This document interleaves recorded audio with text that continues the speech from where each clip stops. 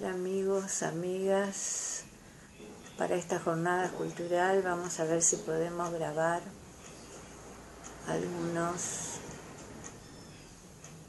algunas reflexiones sobre esta jornada del 25 de mayo que estamos pasando en la pandemia. Bueno, es una situación nueva la que estamos atravesando y bueno, aprendiendo a grabar también. Así que perdonen las imperfecciones que pueda tener esta grabación. Bueno, hoy vamos a ver qué huellas dejaron las mujeres a través de la etapa revolucionaria por la independencia en América Latina. El 25 de mayo es una jornada que se celebra en la República Argentina por el año 1810. Vamos a ver que acá, en el continente americano, tenemos que referirnos a todo un proceso que es el proceso revolucionario contra los españoles. Vamos a hablar de hombres y mujeres que participaron en el proceso revolucionario, pero esta revolución no pudieron estar ausentes las mujeres. Eso es lo que vamos a tratar de visibilizar, porque la mayoría de las historias y la historiografía que leemos a menudo habla solamente de la gesta de los hombres. Y cuando llegaron los españoles, nosotros sabemos que hay una expresión muy fuerte de las mujeres, aunque no se las nombre, aunque estén ocultas en esa historia. Por ejemplo, ya cuando llegan los españoles para la etapa donde están los incas en América del Sur, por ejemplo, está María Bartola, y María Bartola era una periodista que dominaba el quechua y había aprendido el español. Entonces ella deja unas memorias, entonces dice: estamos acá las mujeres, nosotras, para hacerle frente a todo el avasallamiento que hubo por parte de los españoles en la etapa de la conquista. Bueno, a partir de esa fecha, las mujeres ni un minuto nunca dejaron de pelear por sus reivindicaciones. Entonces, vamos a ver que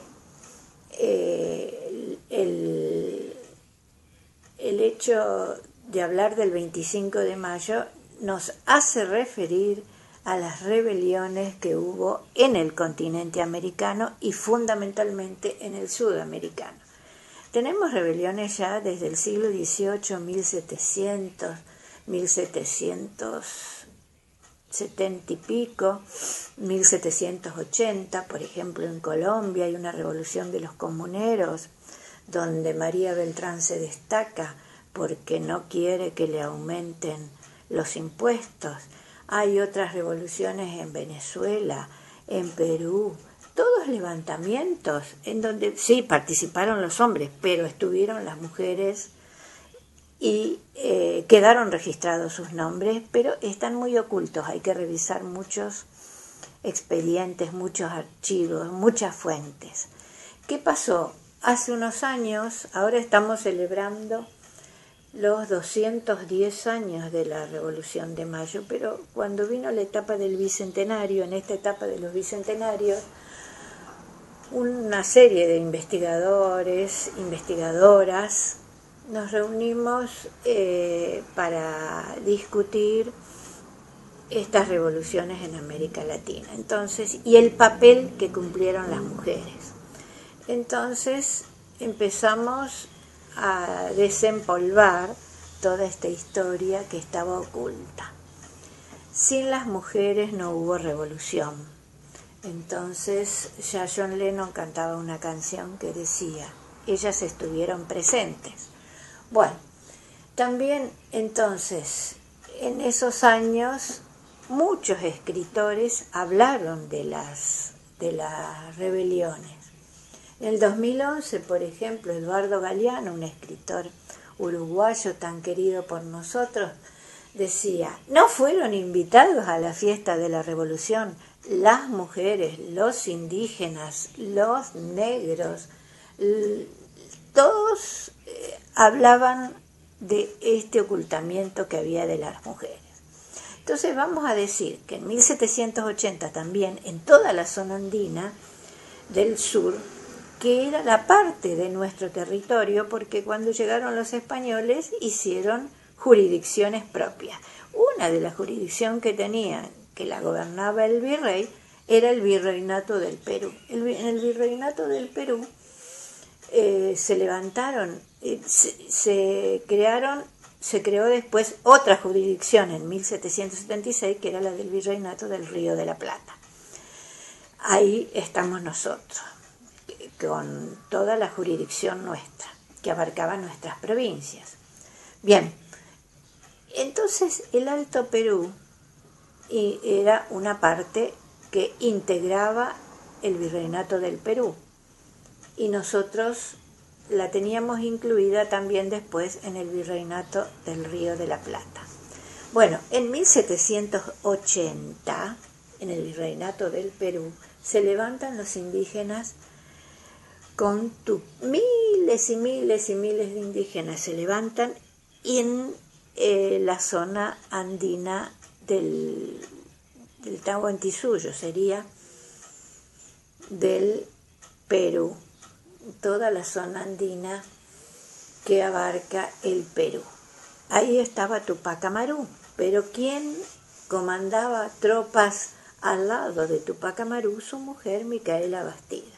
Cuando empezamos a estudiar la rebelión de Tupac Amaru, encontramos a muchísimas mujeres en los documentos que emitieron los españoles, porque los españoles dejaban registrado todo lo que hacían. Entonces lo que hacían era sentenciar a las mujeres que estaban rebelándose junto a los hombres.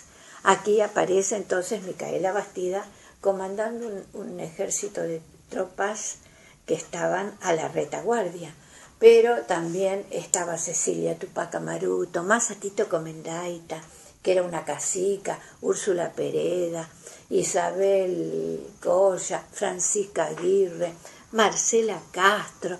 Bueno, tenemos numerosos nombres de mujeres, no los voy a aburrir con los nombres de las mujeres, que aparecen en esas fuentes que son españolas. Nosotros no tenemos fuentes nuestras incaicas que los revelen.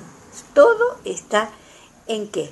En las sentencias que hacían, cómo iban a castigar a estas mujeres que se rebelaron junto a los hombres contra el poder español, contra los abusos, contra el sometimiento que tenía toda esta población. Y esta rebelión que se dio en Cusco, empezó en Cusco, donde estaba Tupac y Bartolina. Ahí después esta rebelión pasa al Alto Perú, porque las regiones estaban divididas en el Alto, en el Bajo Perú. Bueno, en el Alto Perú, lo que sería hoy Bolivia, ahí se rebelan unos parientes de Tupac, que son Tomás Catari y sus hermanos. ¿Y quiénes estaban al lado de Tomás y de sus hermanos, que también peleaban por mejorar su condición de vida? Bartolina Sisa, bastante conocida en Bolivia, ¿no es cierto? Y también porque hay muchas organizaciones actuales que se llaman Bartolina Sisa, las Bartolinas. Bueno, Bartolina Sisa también estaba peleando junto a Tomás Catari y sus hermanos, Gregoria Paza, Teresa Quispe, Ventura Mayoraz, digamos, Manuela Tito Condorí. Hay muchísimos nombres de mujeres, la cacica Yanagoca, la cacica de Tinta, Catalina Salas. Bueno, hay muchísimas mujeres que las conocemos por estos informes que hacían los españoles y que decían: vamos a castigar Bueno, los castigos más crueles que ustedes conozcan sufrieron estas mujeres, aparte de las cárceles. Primero fueron las cárceles y después fueron las aberrantes situaciones por las que pasaron y terminaron su vida a mano de los españoles. No lo vamos a hacer, no vamos a leer, a hablar de estas sentencias porque son muy cruentas. Pero bueno, toda esta rebelión, digamos, toda esta efervescencia por algunas delaciones que tuvieron los mismos indígenas, hicieron que esta rebelión fracase, tanto la de Tupac Amaru como la de los hermanos Katari en el Alto Perú, lo que es Bolivia, sería Bolivia y Perú. Pero bueno, todo esto repercute en nuestro territorio, que está dentro del Virreinato del Río de la Plata, cuando los españoles tienen conquistado este territorio, pero quieren venir los ingleses a dominar esta zona, y conocemos en 1806 y 1807 nuestras invasiones inglesas. También entonces están todas las crónicas que nos cuentan que hubo mujeres como Manuela Pedraza, que llegó a tener grado militar, eso sí, está bien documentado, y llegó a tener el grado de alférez. Manuela, ¿quién era Manuela? Manuela era una mujer de Tucumán. Bueno, y Rivarola, digamos, es un poeta que rescató una serie de poemas porque le decían la tucumanesa. Entonces, ¿quién hablaba de la tucumanesa? Liniers, que era el que estaba a cargo del Virreinato del Río de la Plata. En ese momento, entonces, apareció también Martina Céspedes para ayudar a los criollos que se rebelaban contra los ingleses. Como decía Belgrano, no a otro amo, salgamos a pelear. Y salieron todos, salieron los hombres, salieron las mujeres, todos salieron. Pero bueno, acá se destaca otra mujer que tuvo un grado militar como ser sargento mayor.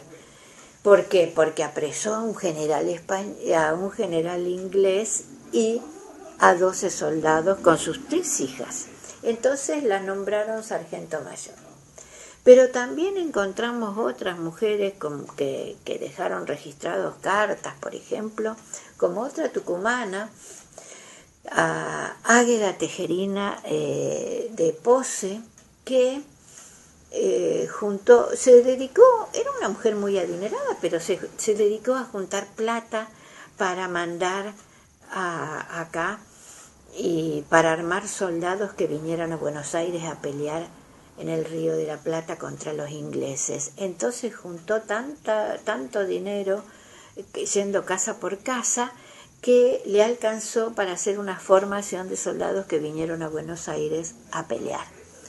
Bueno, entonces, si hablamos de Mayo, podemos hablar también, después de estas jornadas contra los ingleses, de las invasiones inglesas, en 1809, del 25 de mayo de 1809, en lo que sería la paz, la revolución de Chuquisaca y la revolución de la paz. En la revolución de Chuquisaca también participaron mujeres. Y Just Leo, que es un autor boliviano, dice: la revolución estuvo en todas partes, y como dice John Lennon, la revolución no se pudo hacer sin las mujeres. Entonces ahí estuvieron las mujeres en Chuquisaca y en La Paz. En La Paz, por ejemplo, conocemos a una mujer.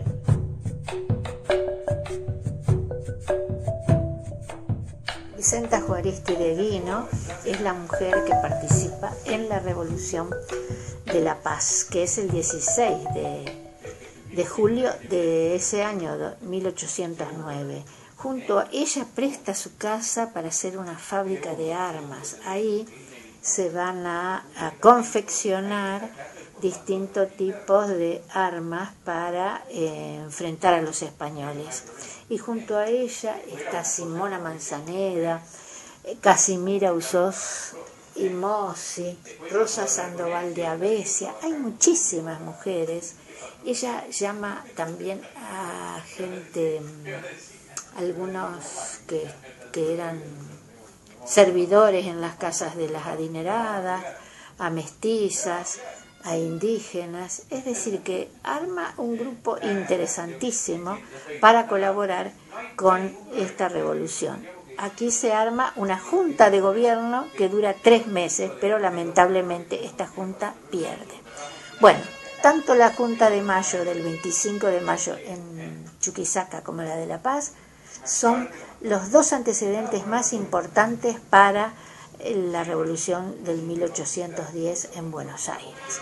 Entonces en Buenos Aires se forma la Junta de Gobierno el 25 de mayo y hay una actuación de mujeres que son colaboradoras de todos los que forman la Junta, y algunos nombres que forman una sociedad que se llama la Sociedad Patriótica, pero son todas mujeres adineradas. Teresa de la Quintana, Remedios de Escalada, que va a ser la mujer de San Martín después, María Quintana, Ramona Esquivel, Petrona Cárdenas y también Rufina Horma, Isabel Calvimonte. También está Mariquita Sánchez de Thompson, Carmen Quintanilla. Hay muchísimas mujeres que van a participar. Pero estas mujeres, como son adineradas, piden, y forman la Sociedad Patriótica, piden que cada revólver que se haga, o fusil que se haga, se le ponga el nombre de ellas porque colaboraron. Pero también colaboraron montones de mujeres, a lo mejor algunas que colaboraban en el interior del país y en Buenos Aires mismo, con poquita plata, algunas con un ternerito, otras con alimentos, otras con un cabrito, con mantas para tapar. La gente del pueblo colaboraba de otra manera, pero bueno, sus nombres no se registraron en la historia, ¿no? Los registros no las conocemos, pero hay muchísimas. Entonces, también conocemos que después Belgrano lo van a mandar a Paraguay a que consiga la adhesión de Paraguay al Río de la Plata, a la Junta formada en Buenos Aires. Ahí pierde la campaña, pero también hay una mujer que ayuda, conocida, que es Gregoria Pérez de Denis en Santa Fe, y también tiene actuación en Paraná. Digamos, hay una disputa por decir que era santafesina o entrerriana. Pero todas estas mujeres ayudan a la revolución, siempre exhortando a los demás a participar. Pero en Buenos Aires no hay una lucha declarada del ejército en Buenos Aires. Está Berucci French también. Y entonces tenemos que la revolución donde participan las mujeres en el ejército va a ser después de 1812 en el ejército de Belgrano. Esa etapa la vamos a hablar más adelante, cuando llegue la fecha de la independencia, pero quiero recordar que otro 25 de mayo también de 1862 es el que muere Juana Zurduy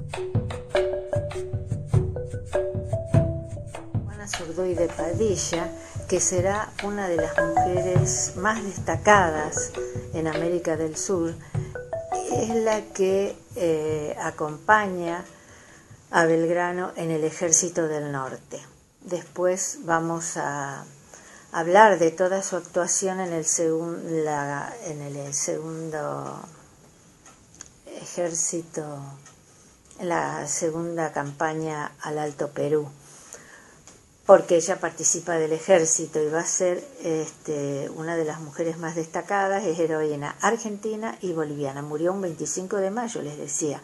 Por eso también mayo es para celebrar, para hablar de varias cosas. Juana Azurduy fue destacada por Belgrano, le regaló su espada porque ella quitó una bandera a un español en combate. Esto hizo que su esposo, Manuel Asensio Padilla, pidiera al gobierno de Buenos Aires y a Belgrano que la declararan teniente coronel. Belgrano manda la carta de Padilla y escribe una Elso pidiendo ese requisito de ascenso militar, y el gobierno de Buenos Aires la asciende a teniente coronel del ejército de los decididos del Alto Perú.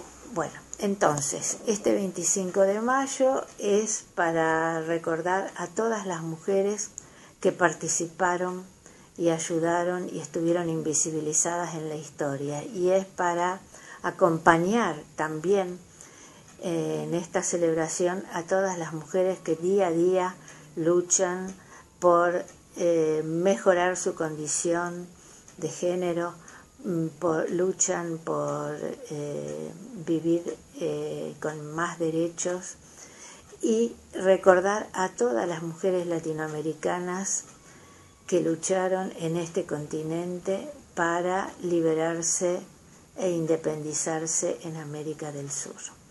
A todas y todos, muchas gracias por escucharme, y tendremos otra oportunidad seguramente en julio, cuando se celebre el 9 de julio, para hablar de aquellas mujeres que estuvieron efectivamente en el ejército y otras que colaboraron de manera más pequeña, pero todas las mujeres y los hombres que lucharon y dieron la vida en este continente deben ser resignificados y valorados. Nunca olvidar todo lo que dieron para que hoy tengamos una patria libre, justa y soberana, que debe obtener la segunda independencia, porque no nos olvidemos que todavía tenemos que luchar para que las Malvinas, que son del territorio argentino, vuelvan a ser nuestras y no estén ocupadas por otro poder colonial que las usurpó hace unos cuantos años, y debemos rendir homenaje también a la recuperación de estas islas por todo el continente americano, para que se libere de todos los colonialismos, los de ayer y los de hoy. Bueno, a todas y todos, muchas gracias por escucharnos. A Estela, muchas gracias, y que este evento cultural siga con éxito. Muchas gracias.